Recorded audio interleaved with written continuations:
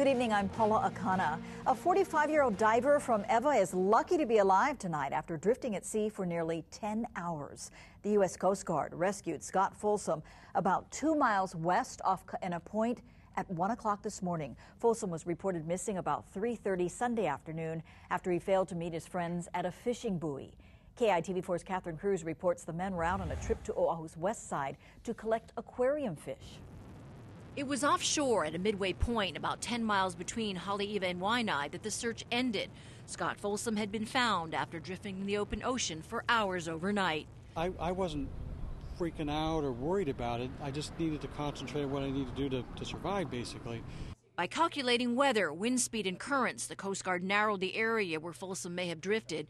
Crew members on the Coast Guard helicopter searched into the night and were just returning to refuel when they sighted a flashing light in the darkness. He was wearing a dry suit. He had a lot of air left on board. So I guess the probability of survival is pretty high. So you've got to continue searching. Dry suits aren't very common among Hawaii divers, and Folsom was also using a rebreathing system which recirculates a person's oxygen after taking the CO2 gases out. The Coast Guard said Folsom had 4 hours of air left and had been using some type of underwater scooter which propels a diver through the water.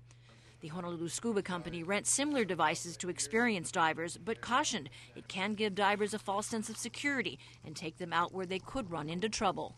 You can more than triple what you would normally see, but also it can act as a one-way ticket. So if it dies on you or if it gives out, you're going to be out a lot farther than what you normally would be. So it's important to have signaling devices with you. Local dive shops offer a variety of safety equipment, from flashlights to mirrors to streamers and whistles. The Coast Guard suggests divers file a float plan and use dive flags, and they underscored that the call for help in any rescue come as soon as possible. Lucky for Scott Folsom, the Coast Guard saw his SOS, and that tonight he is safe and sound back on dry land.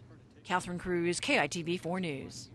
Folsom returned to Barbers Point late this afternoon to thank his rescuers again and to retrieve some of his dive gear.